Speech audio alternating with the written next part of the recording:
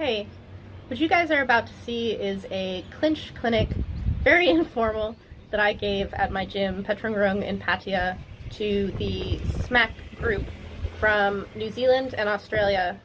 Matt Ball is a sponsor of the Muay Thai Library. He runs SMAC Gym and organizes these trips to Thailand every year.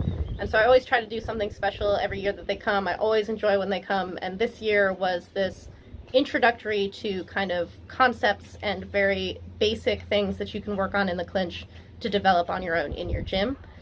I am not a crew, I don't teach, but I can help people and I can offer what I've learned. Everything I've learned is in the Muay Thai Library, which is sponsored by SMAC Gym and Shikara Martial Arts, who's also represented at this clinic. So if you want to learn from the best, from people who are crews, who are legends, go check out the Muay Thai Library and see where I've learned what I know from them and from my teacher here in Pattaya and just doing hours and hours and hours of clinch. I hope you guys enjoy this clinic and learn something from it.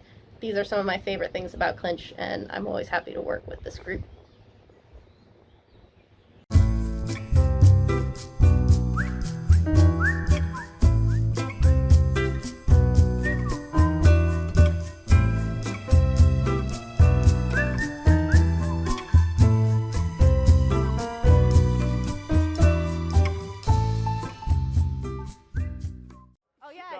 Welcome to my world. Welcome to my world. Hi guys, I'd like you all to welcome Sylvie. Give her a very big clap, please. She's been very, very busy. She's preparing for her next fight, which is on Saturday coming up. It'll be her 264th fight. She'll be going down to Phuket for that fight. All those fights have been in around about a span of 5 years? 7. 7? Almost 8, yeah. Wow, time's flying. So if you do the numbers on that, you'll work out that the fights are very quick in conception. It's not like 3 or 4 fights in a year. It's a couple of fights in a week sometimes, and then maybe a couple in a month. Yeah. So it's been very quick. Often she's had to fight with injuries such as stitches that have been fresh, broken noses, and other severe bruising that she's just pushed through and just kept working out. And it's created a very tough resilience for Sylvie. So even when she's in the fight, that resilience comes through, and in her training, she's able to keep pushing because she's not going to let anything stop and get in the way of her goals. So one of the things that I get out of Sylvie from watching her and keeping up with her videos and things is this strength of character that she has, even more so than her physical skills, which are very, very high, and her ability to draw things from all different areas. It's this determination to get in there. She's not caring if her opponents are 4 kilos heavier or more. She's got a goal in mind and she's going to hit it and get everywhere. So today she's managed to make some time for us. She's going to take us through some of her ideas on clinching, the things that she's had to weed out, because clinching's hard for the Thais to give good explanations for. It's something they need you to develop over a long time. Sylvie's worked out that our Western brains haven't got that time, so she's able to help us. So thanks very much, Sylvie. Give her another clap, please. Thank you, Matt.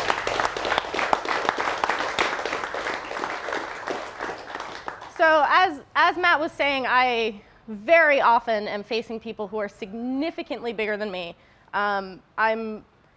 It's my average over the past few years, my opponent is 4, 7, 10 kilos bigger than me, and they're always taller than me. I'm not big. When people meet me in person, they're like, oh, you're smaller than I thought. And I'm like, what part of 100 pounds were you like, oh, I thought she'd be bigger?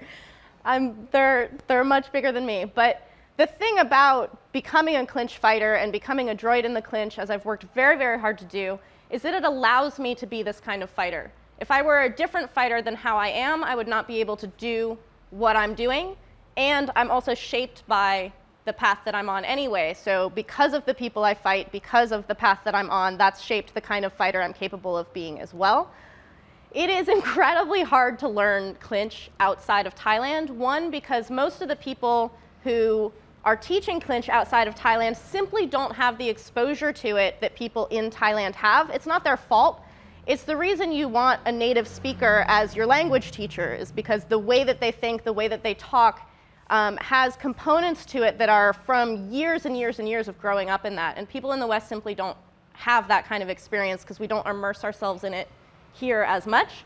So because I come from the West and I've come to Thailand and learned clinch more or less in the Thai methodology of basically they throw you in the water and they're like, learn how to swim. Like, you get your ass kicked for a really long time, and then things just kind of start to click together.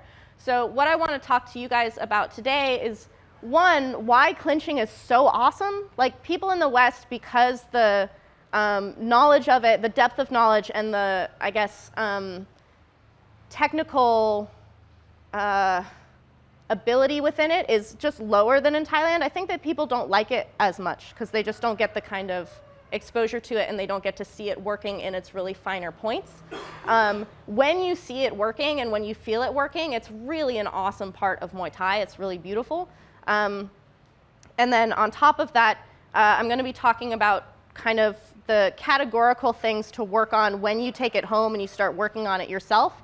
These are things that you can plug into literally any situation and basically like teach yourself clinch by experimenting with it. I don't have to teach you every single kind of stroke that you can do in a pool for swimming, but if you learn how to breathe while moving, those two things allow you to learn how to swim in lots of different ways. So that's pretty much how clinch works. So out of curiosity, is there anyone here who really likes clinching? Yes. This is not yes, I really like. This is yes, I really like. Yeah? Yeah? What is it about clinching that you guys like? I quite like the movement. The movement. Just that whole, once you get the feel for it and you start moving around, just being able to move, yeah, like you say, I'm using with people bigger than me, and just being able to move. There's like a consistency or like a persistence to it, yeah? Yeah? Kyle, what about you? The ability to Pressure. You have the microphones. I have the mic. No one can hear Kyle. Sorry, the what? The ability to put pressure on your opponent. Yeah. And even though there's a size difference, if you know how to do it well, you can still put that pressure on. Yeah, yeah. So because Kyle's so much bigger, Kyle's like the size of my opponents. Kind of, not really. So if we're fighting and we're at this range, who wins? I cannot hit him, and he can tag me. I have 3 older brothers. I'm the smallest and the youngest and the only girl. This was my life growing up, right? So how did Sylvie become a clincher? It totally makes sense, right? So if I stay here, I'm not going to feel awesome because I can't do anything to Kyle that he can't immediately do back to me, and he has the advantage. If he's like this, and I'm at the end of his punches, and I'm at the end of his power, this becomes really safe for me. This is actually a little pocket of safety, and in here I can do damage because I've cut off all of his advantages, and in here I have lots of strikes. So if you think of someone like Mike Tyson, who's like a really small heavyweight and he's little, people are gonna pump their jab at him because they wanna keep him at the end. Once he comes inside, it's like, oh shit, he's in the house. Like, there's nothing you can do. The door's broken, right?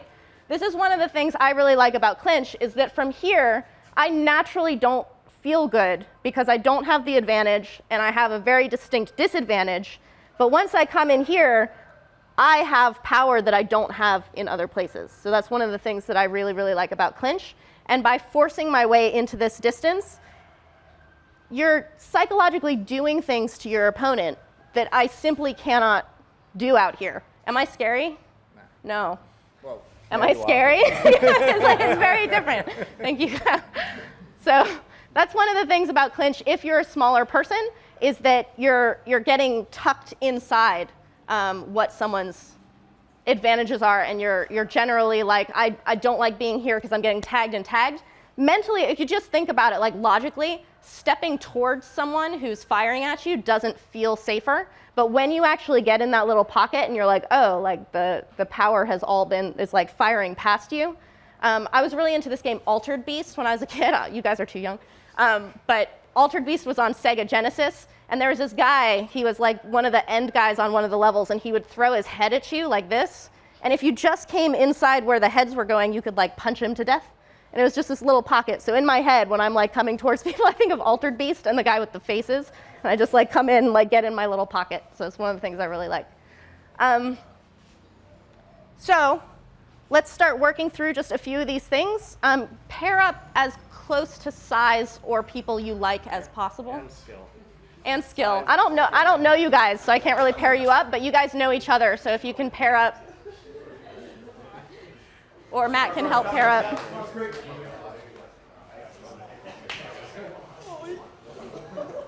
I'm 60. Does everybody have a partner? Nobody's out? Just Mick and I. But we're together. You guys know each other?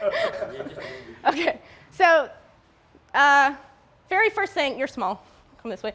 So the very first thing is what I call building a frame. A lot of people who come into the gym and I see the way that they've been taught in their gyms all around the world is basically everyone just kind of keeps doing this like over and over and over again. And it's constant movement for no reason. It'd be like if you learned to do this, but you never thought about when your punch actually hit anybody. So you're just kind of like pumping all the time.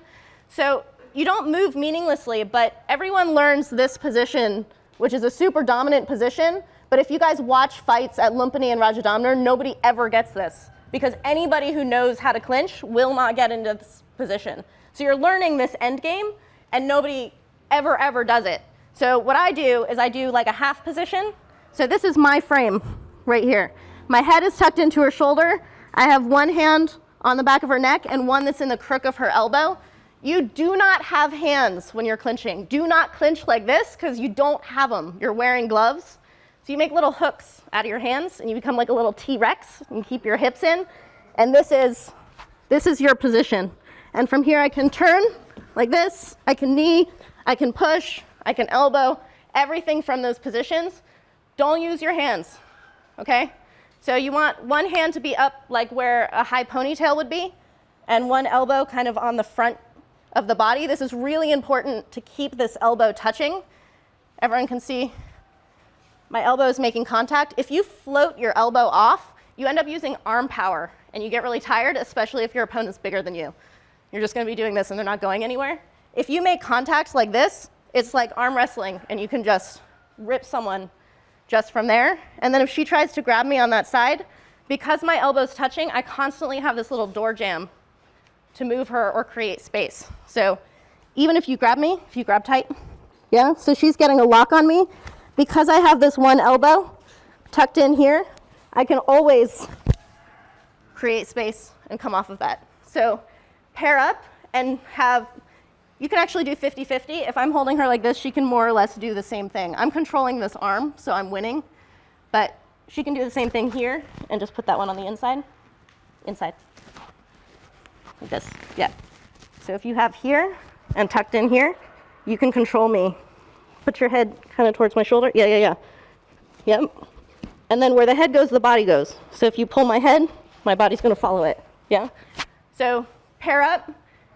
Take turns a little bit of who has control of that arm, but just get the feeling for being in this position that you can more or less move anywhere in, but it's kind of a lock. It's like halfway a lock. We start with one person having the dominant. So in your pair, pick one person to start, make the frame, play with it, and then we'll switch. I'll come around and see how everyone's. You don't want them fighting for dominant position. All right, wait, guys, 1 second, stop, before we start. Something I totally forgot. If I tell you guys to get into a fight stance, what do you guys do? All right, everyone knows how to do this. If I tell you to get into a clinch stance, what do you do? Like a third of you know this. This is a fight stance, okay? I'm gonna strike like this. The minute I clinch up, you want to square, okay? So don't clinch like this because she can just rip me out to the side. Clinching is very square. Yeah, you want your feet to be more or less outside your opponent. Okay.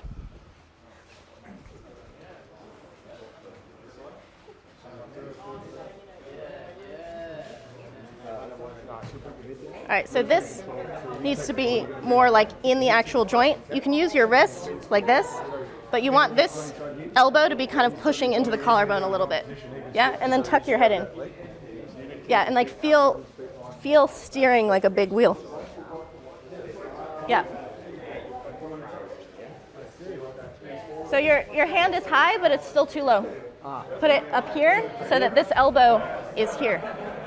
Relax a little bit, but just put the point right there. Yeah. That's the response you want from her. You want to feel this like, that kind of sucks. I don't like that. So kind of like on the collarbone. Yeah. And then this one, just turn your thumb out a little bit, just so that you're cupped a little bit more here. Okay. You want to be able to steer her with that elbow, more or less. Yeah? Yeah. So if you push your elbow this way, she's going to turn, she'll twist that way.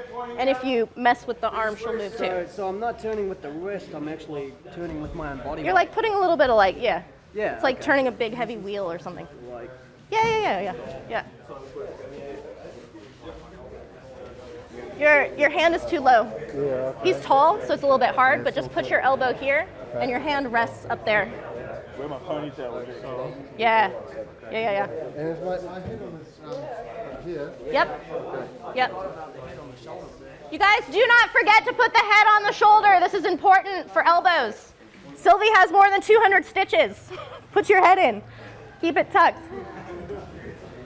Poster child for this. Speaking in the third person now, Sylvie. Are you straightening with your head or you side? No. It's you can move your head around. So I have him here. See how high my hand is, but I'm not using it for anything. I'm just kind of this. If I put my head in here, I'm protected here. If I put it in here, I'm losing power on that arm. So you want to go opposite side like this, and then I can just kind of pull him around. Yeah.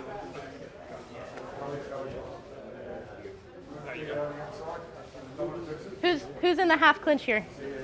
I am. You are. Okay, so you want this hand on the inside, like turn here, yeah, and then this one needs to be much higher. You want this hand up here, and you want your elbow pushed into his shoulder. Yeah. Yeah. Yep. Your elbow is not. Yeah. So you're controlling her arm from the bicep. You want this tucked into her elbow. Feel the difference here. You're going like this. I can't really move you like that. Even if I can't like hook your entire arm, feel the difference between this moving you and this. Okay.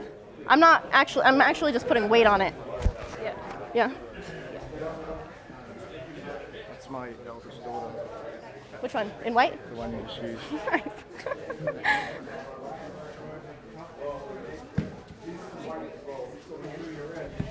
Put your elbow, make contact with your elbow, and it takes all the pressure out of this. Your hand could actually just float. Yeah?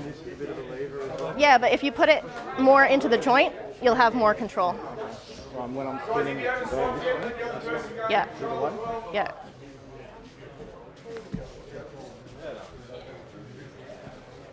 All right, who's doing what? You guys aren't. Are you in the half Yeah, position? we're just- Okay, just so you wrist. want this one On the inside?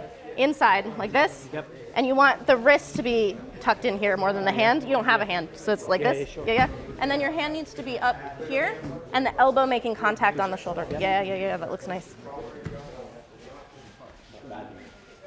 Always to this side that's got the control? Or? We'll do that next, but just feel the way that you can move around and like use the elbow actually to turn. Yeah.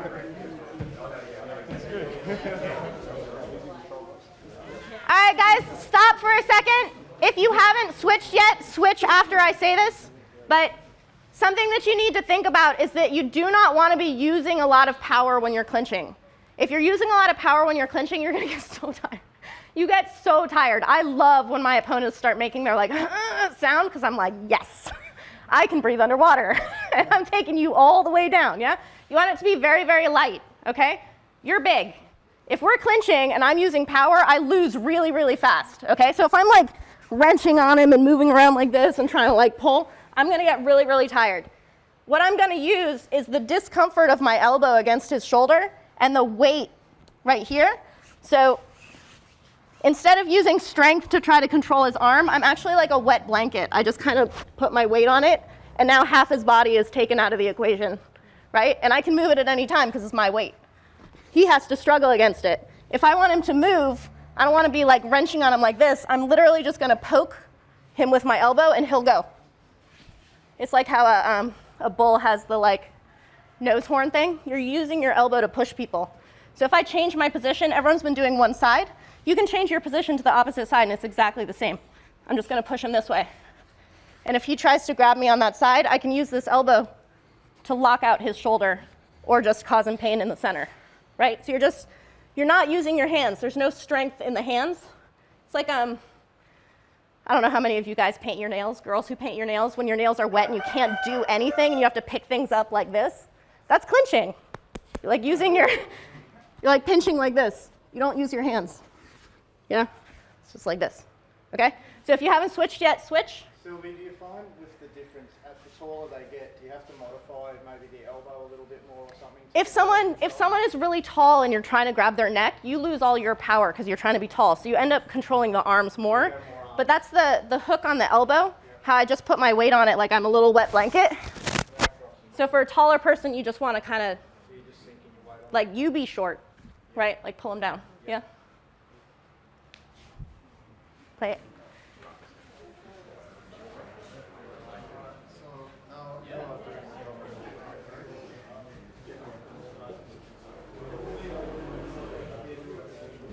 Don't forget to tuck your head in. Yeah.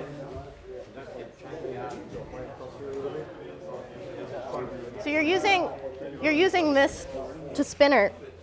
Push more like this. Yeah, she'll go. It sucks. Yeah. Yeah.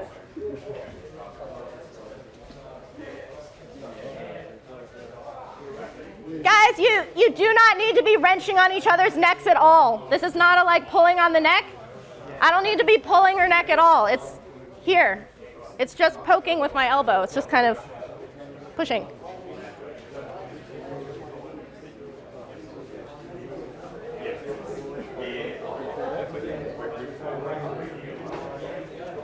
So you're using power to pull. Put your elbow here, so put your hand much higher. Just let it float, like let go of his head. Just let it be loose, yeah. And then poke in with your elbow, like push with your shoulder and just go like this. He'll move, he'll go. It sucks, yeah? Yeah. Yeah. Let people try it for a second. There's time. Okay. I'm asking you, there's limited battery. Oh, okay. All right, guys, we'll move to the next thing. Are there any questions about that before we move on? When you pull in, like you said, you're kind of extending your elbow out and pulling in. Is your bicep doing a lot of work here or not really? The movement is more or less like you're doing a bicep curl, like you're like doing the like where's the gym thing, but you're see how my arm is extending with the elbow? Yeah. If I'm only pulling with my bicep, he's only going to go so far because I'm using arm strength. If my elbow is connected to him and I make the same motion, it'll automatically engage this lengthening thing, and he'll go. Yeah, so it's kind of one of these things. Yeah? Any other questions? Okay, so one of the fun things about clinching is that in true clinching, you're moving around a lot. You're not moving meaninglessly, like you don't want to just keep moving for no reason. You want to feel where someone's weight and balance is. But it's kind of like, I don't do jujitsu, but I compare it to jujitsu and wrestling, where it's like a patience game, right? So you like hold your position until you force someone to move, and then as they're changing positions, you have like this little window. One of my favorite things about the clinch is that if you keep moving and you keep changing these positions, your opponent is so constantly trying to adapt to what you're doing, they can't think of what they want to do.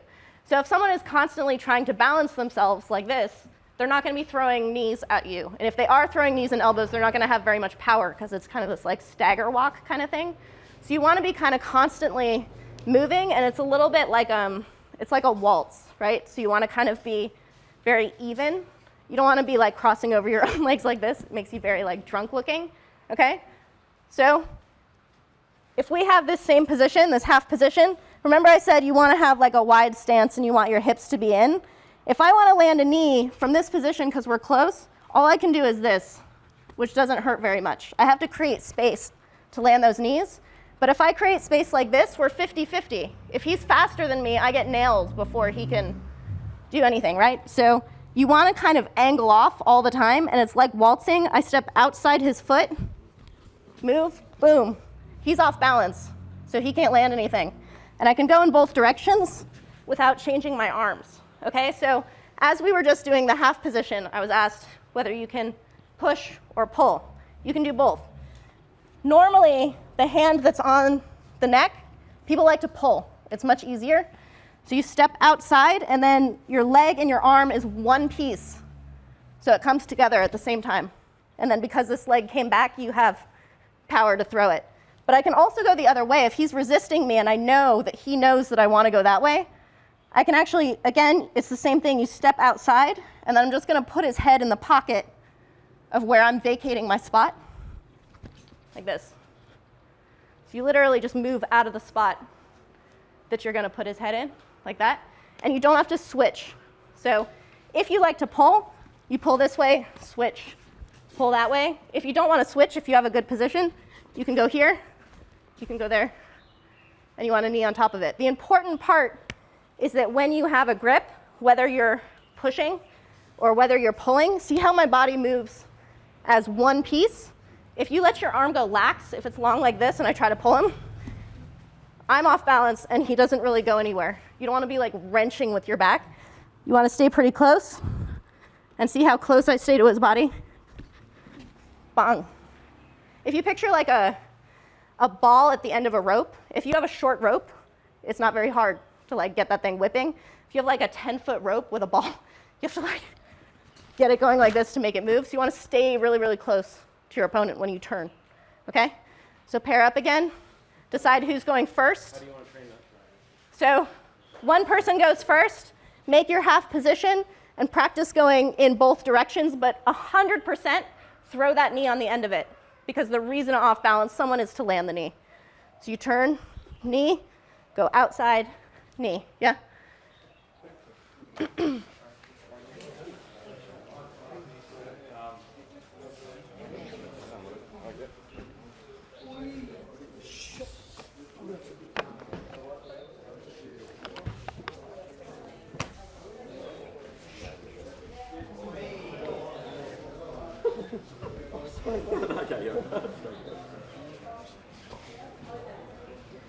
All right, so because you're pulling, this leg has to go like past him. Like you want to step past him.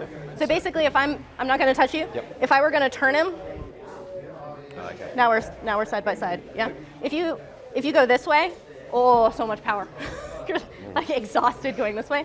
You want to make it like a V outside. Yeah. We're all ending up hip to hip. I haven't quite got how you created the space after the step. So if you're spinning and then they're ending up in the same spot and then trying to throw the knee, they're not working out how to put their foot back. So all right, guys, stop for a second. Something that Matt noticed is that when you're turning, you have to bring your leg back. When you pivot, you have to bring your leg back. Otherwise, you don't have any space where you just were, okay? So if I try to pivot and I'm here, there's no power on this knee because there's no space. The whole point is to create the space from here. So you step past their foot like this, but you have to drag that other leg back. It's one piece with your arm. Yeah?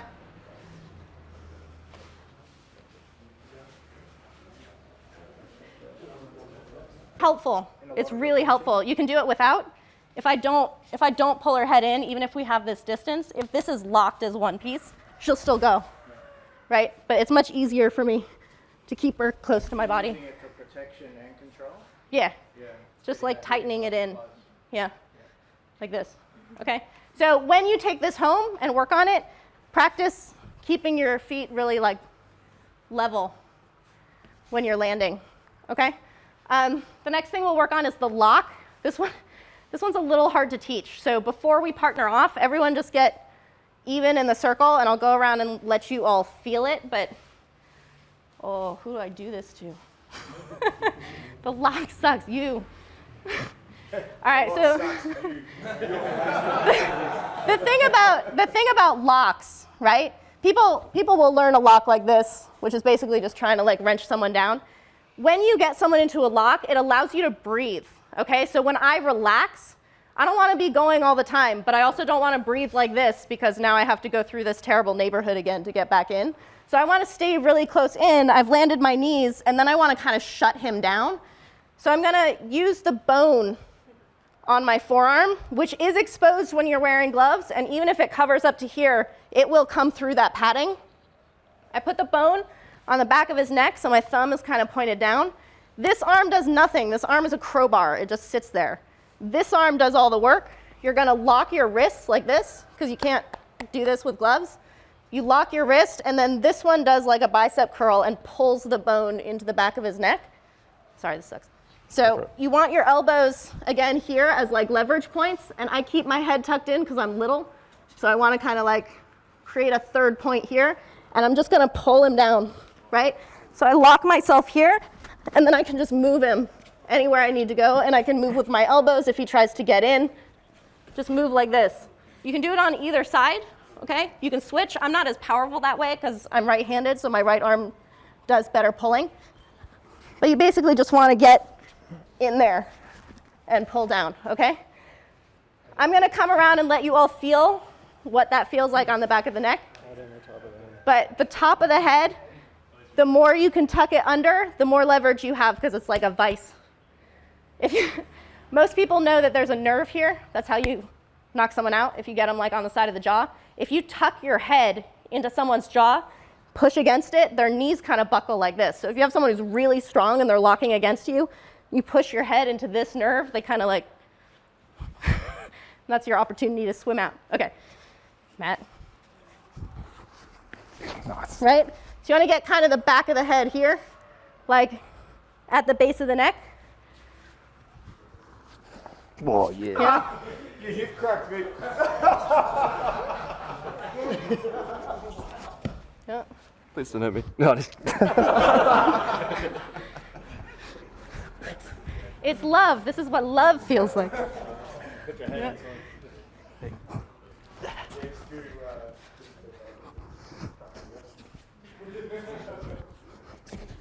So do you guys feel how I'm kind of pulsing down? I'm not using a lot of power. It's a little bit of like a timing pulse. Yeah, that's good. And you guys feel the head, how the head creates like a pin? Yeah.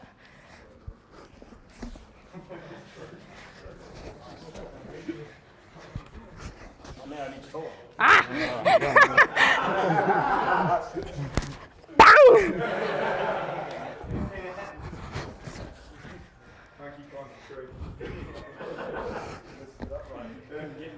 So see also how I'm stepping off a little bit? And that sets up for the knee. Bang.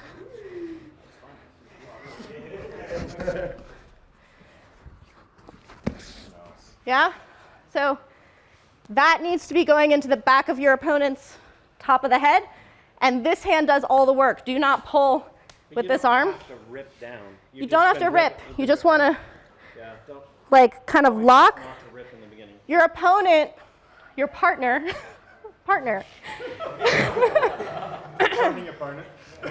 your partner will tell you whether it's right or not, okay? So if I come over and I'm doing it like this, can you feel it?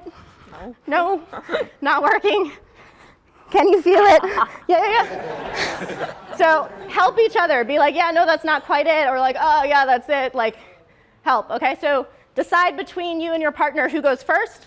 Don't kill each other. Just squeeze, like feel the squeeze a little Let's go bit. to your partners, guys. Try and mix with people from other gyms if you can, please.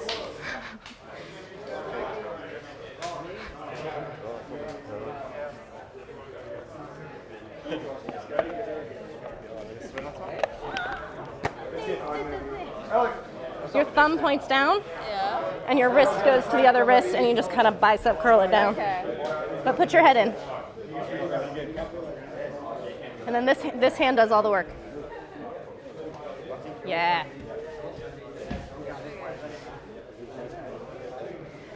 Guys, the hand that goes behind the head, if you want to get your bone on it, you have to give a big thumbs down.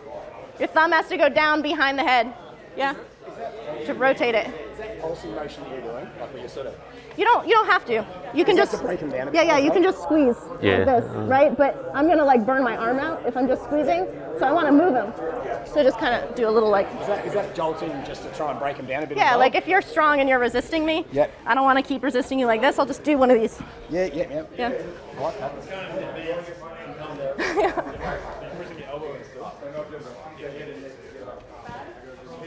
So put the one arm behind first. You're a little bit even.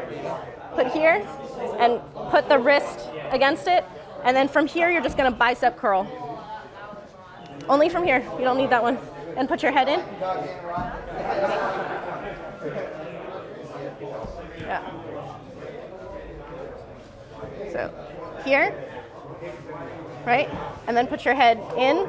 And then with this hand, just squeeze it towards you. Yeah?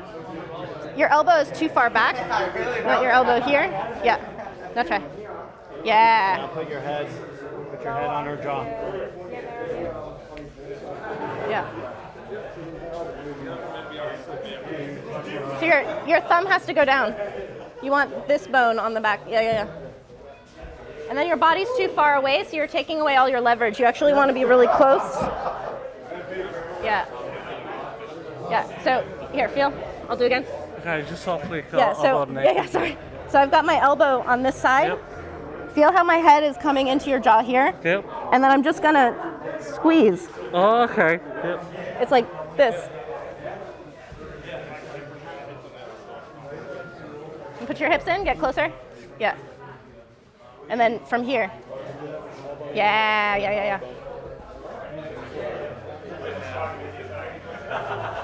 Yeah. Fix his elbow. Put your elbow on the front here. Okay. Yeah. And squeeze. Yeah, better.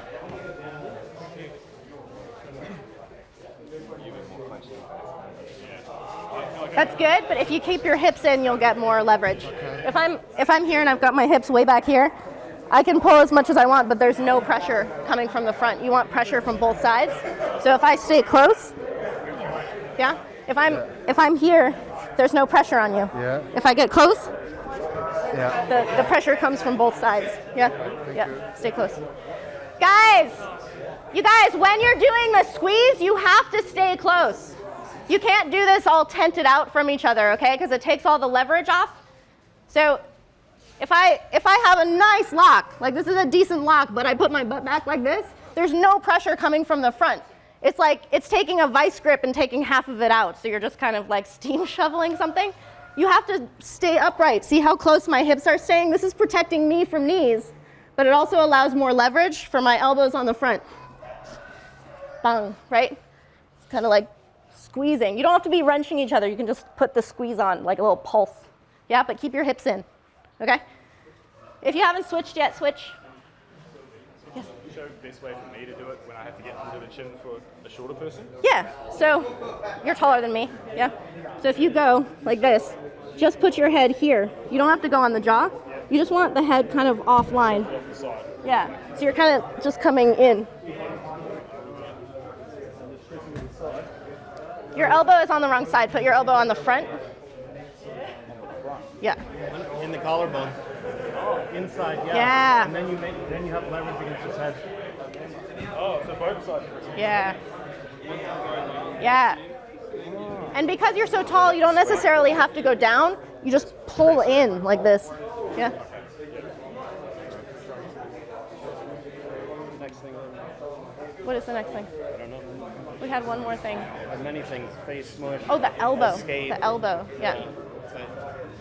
Yeah. All right, guys, moving on to the next thing. So, if you guys have someone who you're clinching with who's pretty good at creating locks or really good at like kind of keeping you in one position, it can be hard to escape out of it because they're really strong. Your head is a really big asset because if the head goes offline, you lose like 20% of your power immediately. I'm really strong like this, straight upright. But if you picture like a fish that's got like a bent head, it's just going to be kind of like doing this all the time. It's the same thing in clinching. If you can take someone's head offline, you take some of their power out. Same thing, if someone is pretty strong like this, they're not strong like this. I call it scarecrowing, right? So if I'm here, she has pretty good power because her shoulders are like this. If I zip tie up like this, she has no power to come out anymore because her arms are too high. So if she has a pretty good lock with me here and I'm trying to get out, I want to do the same thing to her arm. I can use my elbow to bring her arm up, right? So if I'm here and she's pushing against my face, this is a really bad position for me. My head is offline. I've lost a lot of my power and I'm completely open to knees right here. If I don't have the power to get out of this, I use my elbow. You're teaching the counter. Let's teach the face smush first. Okay. Okay. We're going First. too fast. Too fast. If I'm here, put your hand on either side on my face. This side? Sure. This way? But only on one side, push me across. Right? We call this the face smush because we're really creative with names. So you just smush the face to the side. If she has me locked like this and I can't get in anywhere, it's this. You make it long and then she's open here. So you're going to be kind of pushing out. Again, how we talked about how there's a nerve on the jaw. Don't push like the whole face. Push on the jaw because it'll totally bend like where you're going. So pair up, have one person grab and the other person, you cannot, there is a position where you can push both sides like this, but you don't have very much power that way because we're like 50-50. If you go to one side, she goes much farther. You're longer that way, okay? So practice the face smush on the jaw from one person locking, and we'll do the escape to that next. This is a really common escape from any kind of lock. Like, this is... If you pick any random fight of mine and I'm locking someone, if they're tall, and they usually are, they will do this to me. One thing is move your face, like get it out of the way for the escape, but just right now, be the person who's getting out with that. Just push on the jaw or the top of the head or whatever you can find, okay?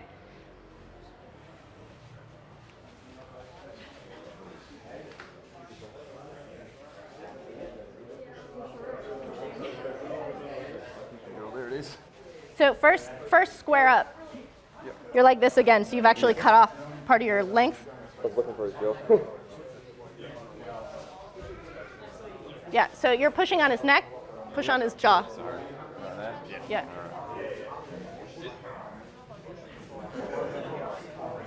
Yeah, and then you can knee him. Yeah. The chin is a handle. The chin. Yeah. Comes nice and cover his mouth so he can breathe. So you're still staggered, and since you're using your back arm, you've lost like 4 inches. If you're like this and you push, see how I've got more length on that? You want to stay square. Okay. And if he locks me here and I go against his jaw, I'm going to try to go that way as much as possible. Okay. Like across, like kind of a shot put kind of thing, yeah? Yeah.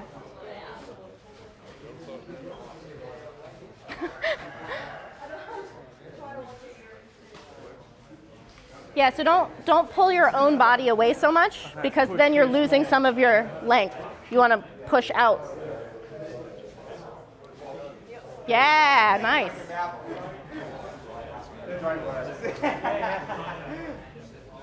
Yeah, so you're rotating your body out too. If you rotate your body out, you're losing your distance. You don't have any leverage. You want to stay where you are and push her out. And you can do either side. Yeah? You can go either hand. Either hand, yeah. I'm just wondering, if he gets me clinch, I get the face. Sometimes I really like getting under the throat. That's fine if you Redirect the chin. push up. Yeah. If you do like this. Yeah. Yeah, Okay, that's fine. it's all good. Yeah.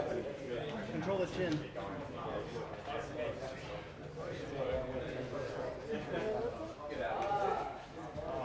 Yeah.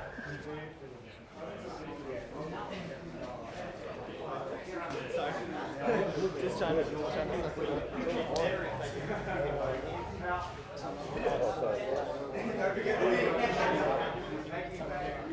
Yeah, so you're stepping back at the same time you're pushing, and so you're losing some of your leverage. It's like if I punched him and went like this. Yeah? So you want to stay close, and only he goes. Okay. Yeah? Matt told me to step back. You can, if you pivot to the side, Okay. but see how this stays here? You don't want to move I was backwards. moving that Yeah. way. Okay, yeah. So if you pivot, that's fine, but you don't want to lose your leverage. Yeah. Actually, one of my favorite. The last fight I didn't want to ask you once before. What? Yep.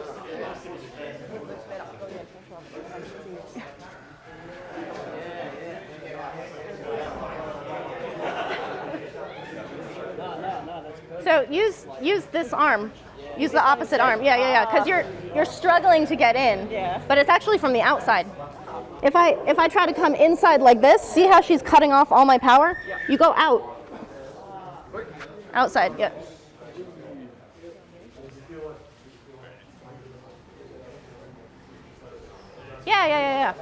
Yeah. And kind of, it's like when you're swimming, how your shoulder kind of like comes forward. You want to like push, yeah.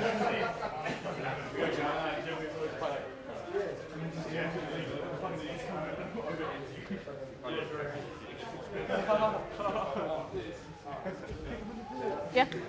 All right, guys, so the thing to do when someone is face smushing you of how to get out of it, okay?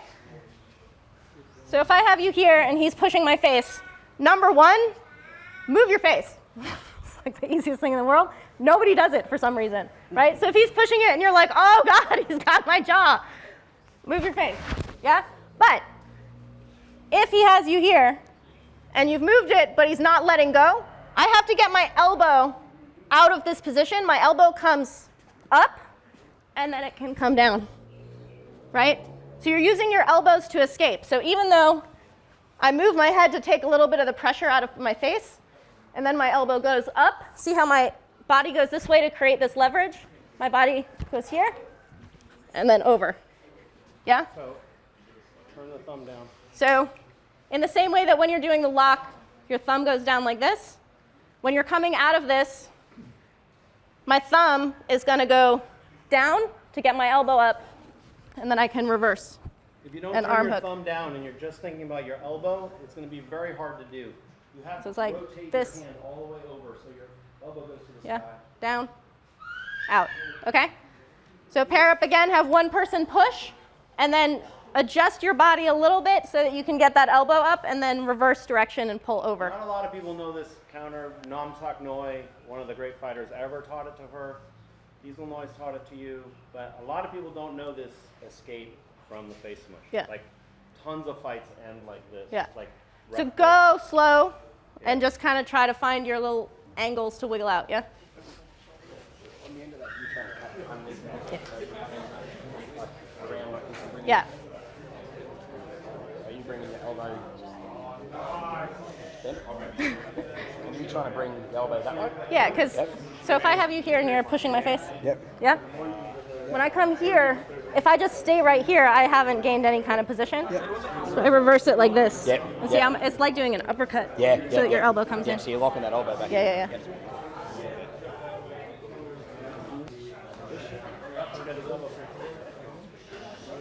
Now get the elbow on the outside now. You've got to get that elbow up there. And now pull that down.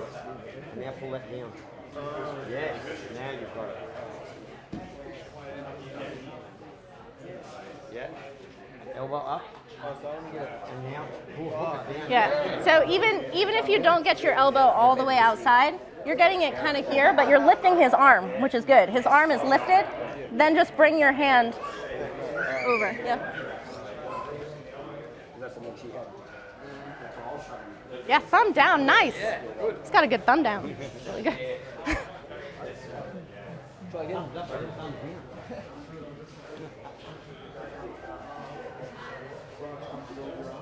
Yeah. And then if you, as you're coming back around this way, square your body up a little bit. Maybe stop everybody, tell them to control the other arm. Once Oh. you have the arm loop, Guys, one thing to think about is that everyone has two arms, yeah? So if I have him here and he's face smushing me, and I come out this way, and I go like this, and this arm's just kind of free floating, I'm gonna get elbowed in the face, like really, really nice from that side. So control the opposite arm at the same time. And when you've like done your twist to trap this arm, square back up. A lot of people, as they're going like this, they're ending up kind of on the other side of the person. So you wanna turn down and kind of come back to square, yeah? The non-locking arm, are you going arm over neck, or it doesn't really matter? Yeah. It's For whatever what? the situation. Arm over do neck. the whole loop position, the arm loop. So after you've come out, So yeah, so you're controlling here. over fine. neck. See, it's the same thing as the half control, how I'm like in his elbow from here, right? Or I can come up to his neck and move here, but you just want to control that half of the body as well.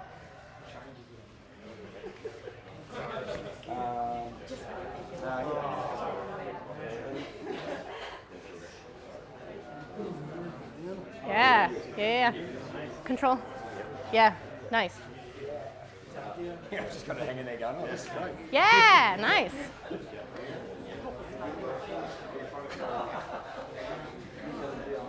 Anything special you want to do at the end? Yeah, yeah, and control with this arm. Yeah, yeah, yeah, good.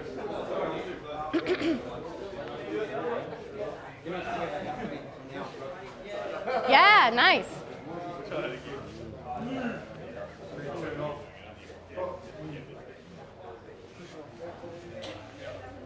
Maybe teach the arm loop just in general. Okay. As a position to go to. Yeah. Head in, the kinds of turns and pulls, the knees you can do off of it. Yeah. Just as a general position. We're gonna finish with that, right? Finish with that, yeah. Okay. Finish with that. So we'll give 1 minute of this just so I can check. That need to do. Yeah, yeah.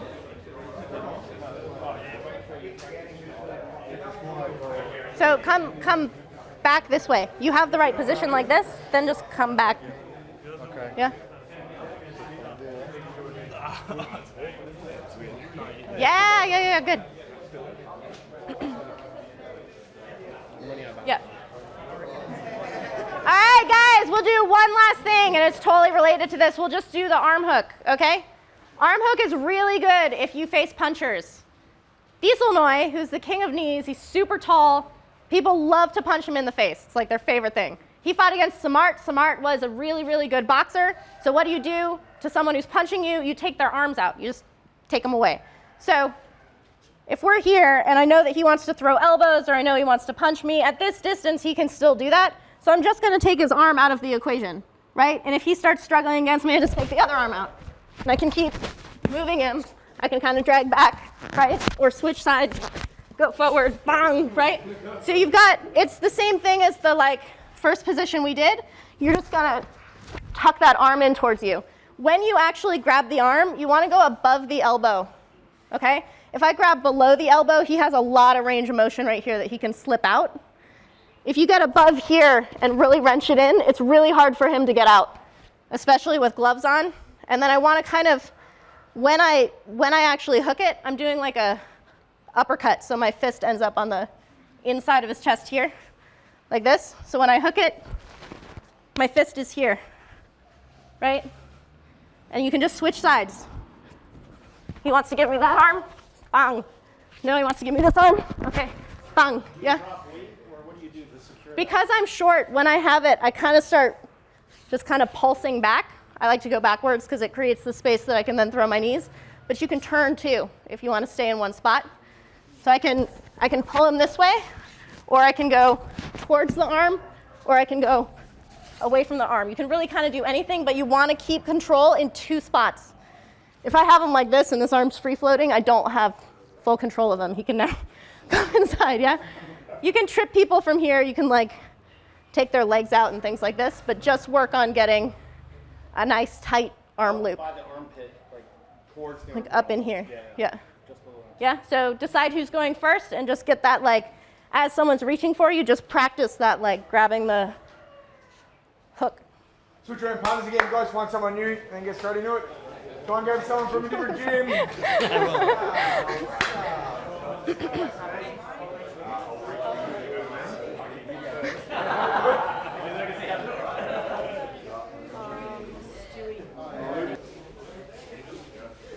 So you've got your fist kind of hanging down like this. You want it up. Yeah, lock it. So I can't. Yeah. I think it's pushing against here on the inside. So you want to you feel when I arm hook you like this, feel how tight this is, how it kind of comes to the tendon behind. When you grab his arm, you want to kind of come in towards your body a little bit. You don't want to be outside, in, yeah. Yeah, nice, nice. So don't start by inserting your arm. Yeah. Start from here and then go around. Yeah. Yeah, switch sides.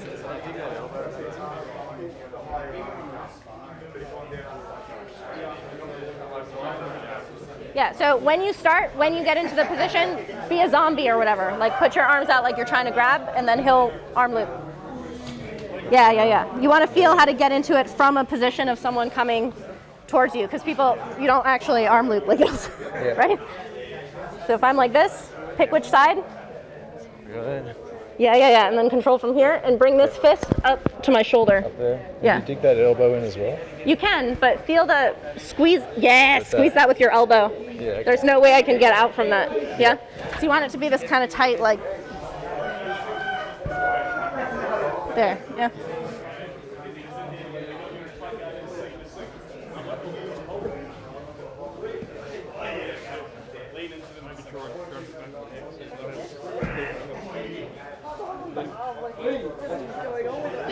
If you're standing far away and pulling like this, step past him like in the beginning. Like if I want to move you, I always want to come to this past your foot.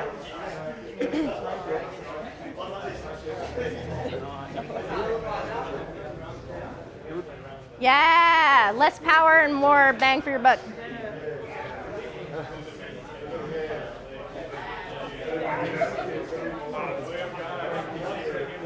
So you have a good position here, but your arm is like in here. When you hook it, see how my hand comes up here? Yeah, it's the difference between if I hook your arm like this, like you can totally move, versus if I'm like this, I can kind of pull you around. Yeah. Scooping it straight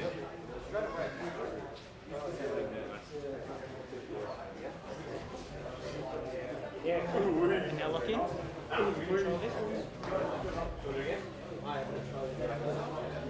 Yeah. All right, guys, that's it. Thank you. Do you guys have? Yeah. A little anticlimactic. Do you guys have any questions about any of the things, either like conceptual or physical or angles or anything like that, to clarify before we finish? Sorry? Again. Okay, from the top. Clinching's fun. Yeah? Anyone? Okay, so for review, the cheat sheet, okay?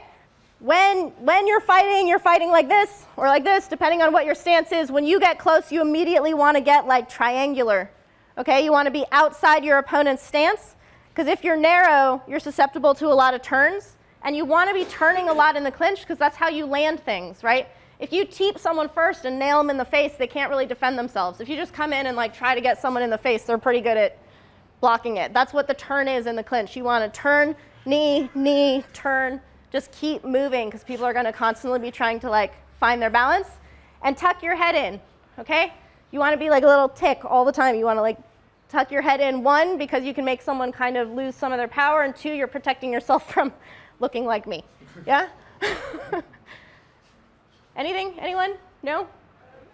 When you're training this, are you just working through the clinch and doing it, or are you just repeating the same thing over and over? Good question. You do not drill in clinch. So it's like when you like throw someone in the water and you're like just get used to swimming kind of thing. Like you need to know like what the basic forms are for like the strokes so that you can stay afloat and not drown.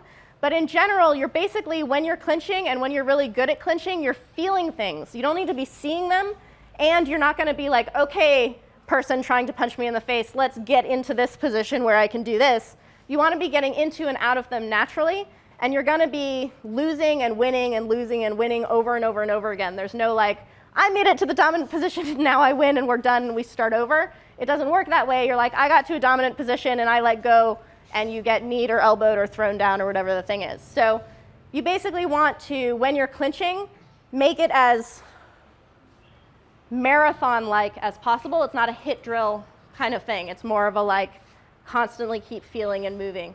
Good question. Also, your shorts are awesome.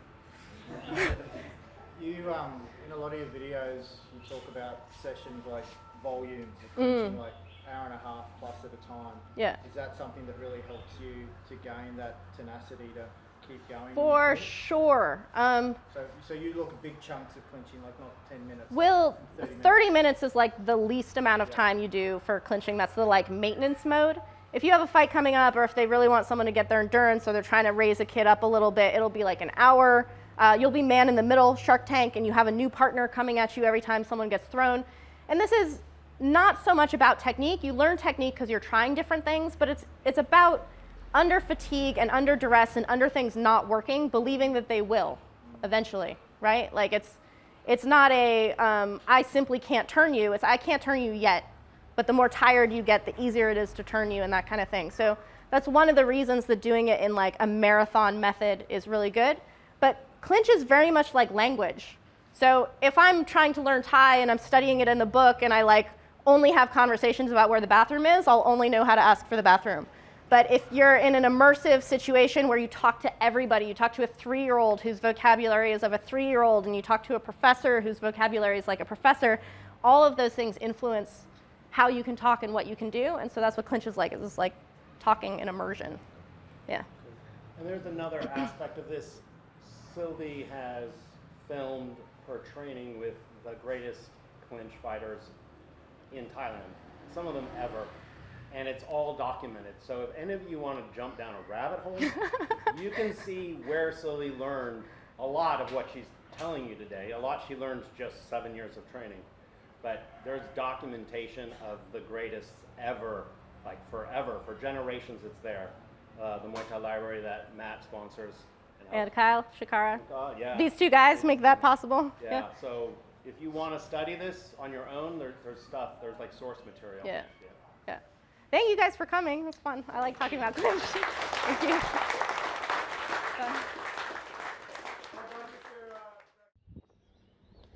Thank you to Matt Ball for bringing this group to Pattaya. I always love working with you guys every time you come. Thank you to Smack Gym and Shakara Martial Arts for supporting me and supporting the Muay Thai Library, which is where I learned everything and anything that I'm able to tell someone else. Again, I'm not a teacher, I'm not a crew.